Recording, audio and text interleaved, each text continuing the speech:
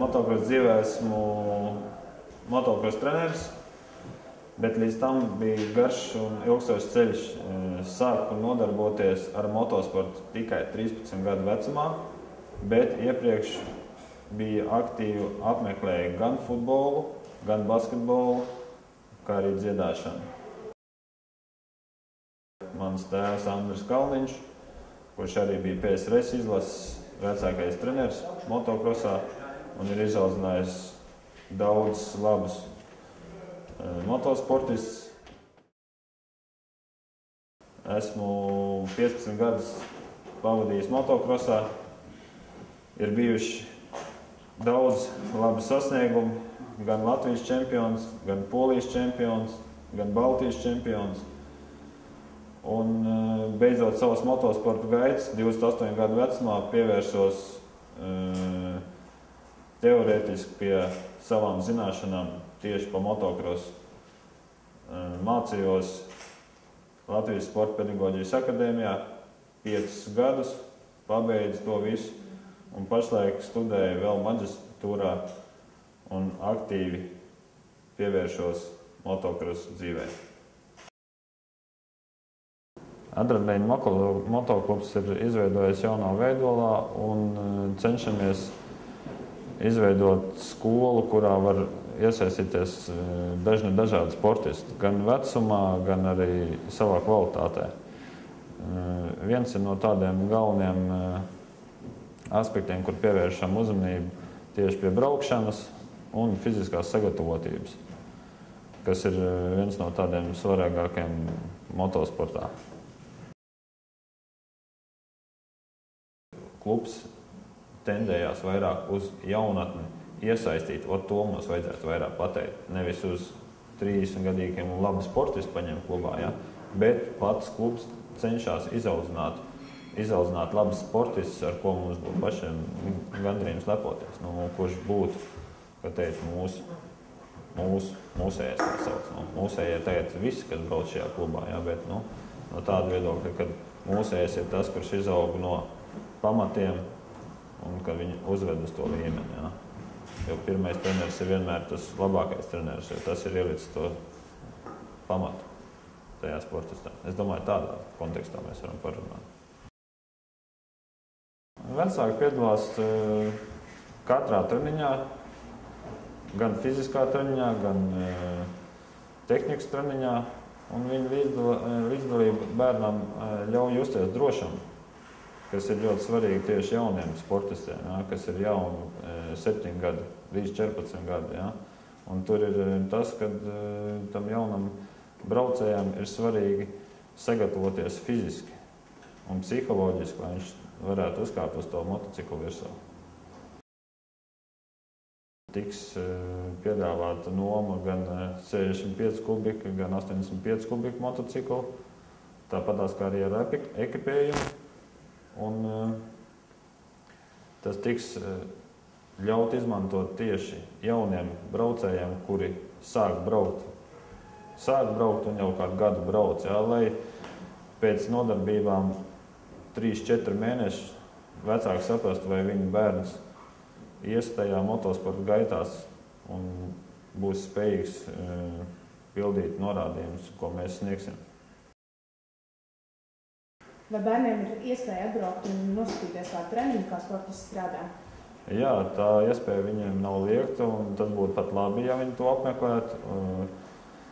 Mūsu motoklubs Adrenalīna ir otrdienās, ceturtdienās mums ir treniņi. Tieši vakara pusē, kad arī paši vecāki var tikt, jā, atvest savus bērnus. Laiks ir praktiski vienmēr nolikts 6, un trase ir tuvumā Rīgas apkaimē. Vai bērniem pastāv arī iespēja kopā ar klubu doties uz kādām motosporta sacensībām? Jā, iespēja ir, un tās ir sacensības Latvijas čempionāts vai superkaus. Un iepriekš sazinoties, to visu varam norganizēt, lai viņi redzētu, kas ir īstais motokross.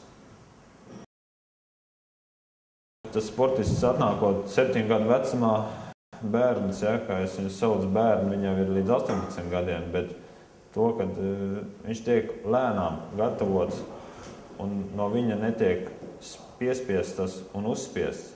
Viņam tas viss ir brīvi radīts, lai viņš to visu var gan apmeklēt, gan piedalīties, lai viņam rastos interesi. Jo rezultātu sākam prasīt tikai no 17, 18 gadi.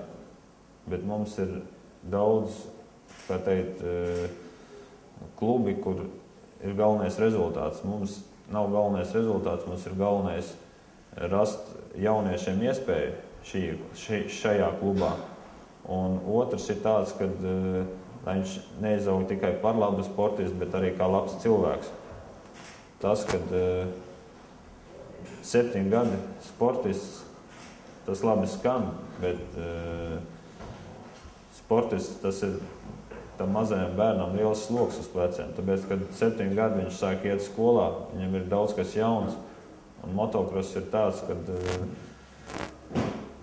viņam varbūt tās radīsies bailes no tā motocikla. Tāpēc mēs mēģinām viņu gatavot gan fiziski, gan arī psiholoģiski. Un, kad viņš ir gatavs kāpt uz motociklu, tad mēs viņu tikai liekam uz motociklu virsū. Netiek tas piespiests, jo katrs ir individuāls cilvēks, bērns, un ar viņu tiek strādāts individuāli.